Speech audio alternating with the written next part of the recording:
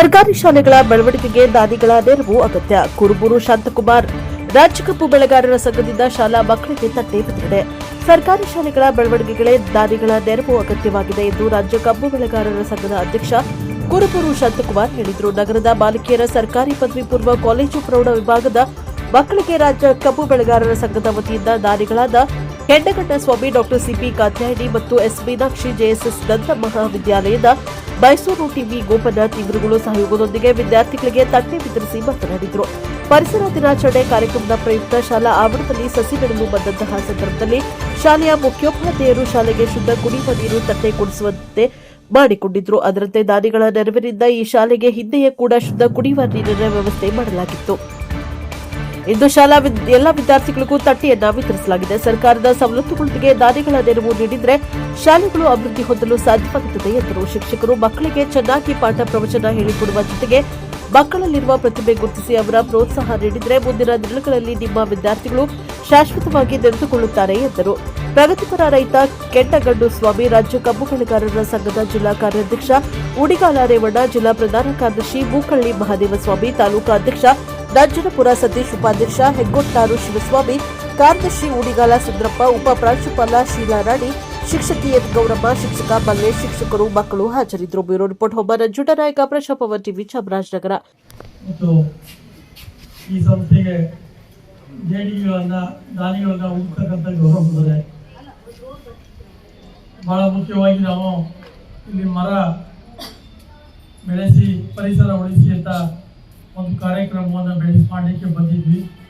ಅವತ್ತು ಗೌರವನವರು ಕುಡಿಯೋ ನೀರಿನ ಸಮಸ್ಯೆ ಇದೆ, ನಮಗೆ ಇಲ್ಲಿ ನೀರನ್ನ ಕೊಡಿಸುವಂಥ ಶುದ್ಧವಾದ ನೀರನ್ನು ಕುಡಿಸುವಂಥ ಒಂದು ವ್ಯವಸ್ಥೆ ಆಗಬೇಕು, ಯಾರೋ ದಾನಿಗಳಿದ್ರೆ ಹೇಳಿ ಅಂತ ಹೇಳಿದ್ರು.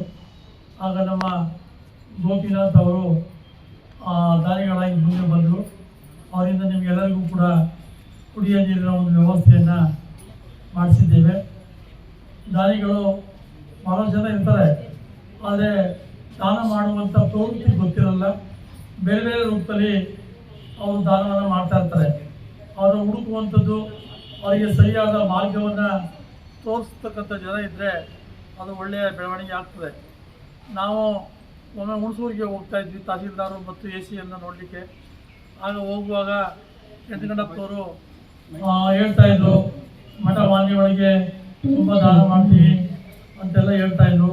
ನಮ್ಮ ನಾಗರಾಜ್ ಅವರು ಮಠ ಮಾನ್ಯಗಳಿಗೆ ದಾನ ಮಾಡ್ತೀವಿ, ಅದರಿಂದ ನಿಮ್ಗೆ ಏನು ಸಾರ್ಥಕತೆ ಆಗ್ತದೆ, ಅದರ ಬದಲು ಒಂದಷ್ಟು ಮಕ್ಕಳಿಗೆ ವಿದ್ಯಾಭ್ಯಾಸ ಮಾಡ್ತಕ್ಕಂಥ ಬಡ ಮಕ್ಕಳಿಗೆ ಈ ಥರದ ಸಹಾಯ ಮಾಡಿದ್ರೆ ನೇರವಾಗಿ ನಿಮಗೆ ಒಂದು ತೃಪ್ತಿ ಬರ್ತದೆ ಅನ್ನುವಂಥ ವಿಚಾರವನ್ನು ಹೇಳ್ತಾಯಿದ್ರು.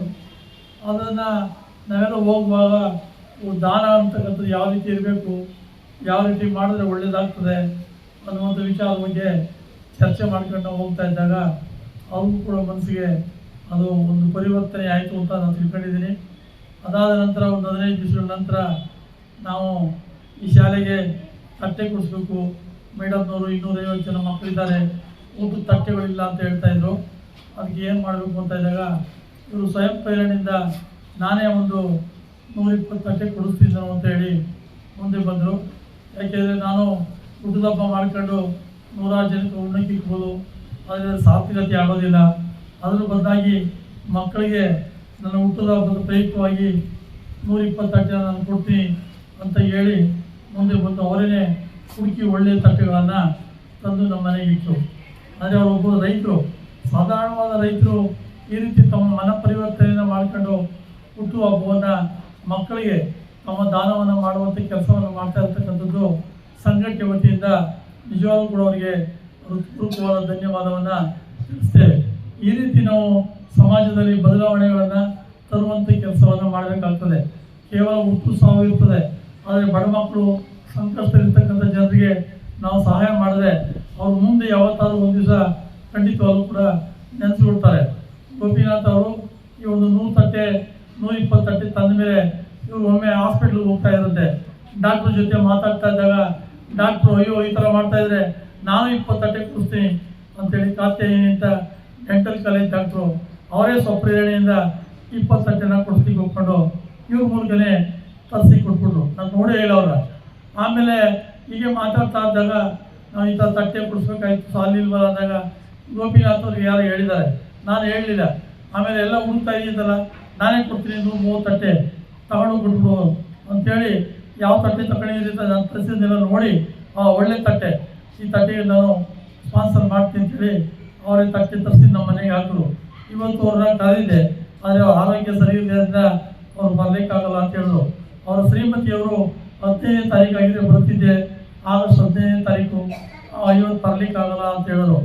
ಅವರು ಭಾಳ ಮುಖ್ಯವಾಗಿ ಹೇಳಬೇಕಾದ್ರೆ ಗೀತಾ ಗೋಪಿನಾಥ್ ಅಂತ ವರ್ಲ್ಡ್ ಫೈನಾನ್ಸ್ ಅಂದರೆ WHO ಇಡೀ ಪ್ರಪಂಚಕ್ಕೆ ಸಾಲವನ್ನು ಕೊಡುವಂಥ ವಿಶ್ವ ಬ್ಯಾಂಕ್ ಅದರ MD ಆಗಿದ್ದರು. MD ಆಗಿದ್ದಾರೆ ಈಗಲೂ.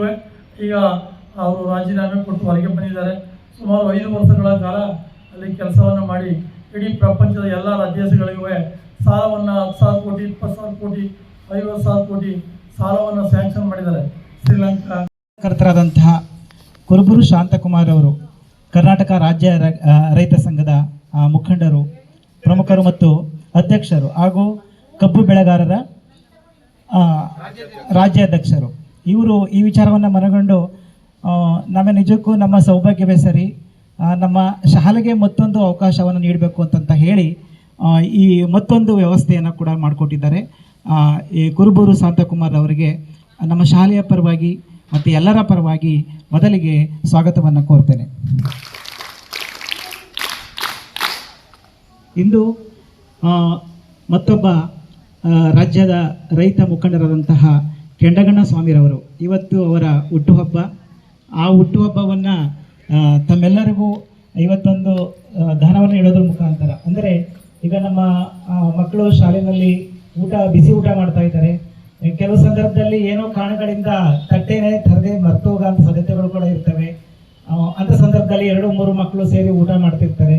ಅದನ್ನು ನಾವು ಅವಾಯ್ಡ್ ಮಾಡ್ತಾ ಇರ್ತೀವಿ. ಇದನ್ನು ಮನಗಂಡು ಅವರ ಗಮನಕ್ಕೆ ತಂದಾಗ ಇವತ್ತು ಶಾಲಾ ಮಕ್ಕಳಿಗೆ ತಟ್ಟೆಗಳನ್ನು ವಿತರಣೆ ಮಾಡಬೇಕು ಅನ್ನೋ ಉದ್ದೇಶದಿಂದ ತಮ್ಮ ಹುಟ್ಟುಹಬ್ಬವನ್ನು ಸಾರ್ಥಕವಾಗಿ ಬಳಸ್ಕೊಂಡು ಇವತ್ತು ತಮ್ಮೆಲ್ಲರಿಗೂ ತಟ್ಟೆಯನ್ನು ವಿತರಿಸಲು ಬಂದಿದ್ದಾರೆ. ಕೆಂಡಗಣ್ಣ ಸ್ವಾಮಿರವರಿಗೆ ಶಾಲೆಯ ಪರವಾಗಿ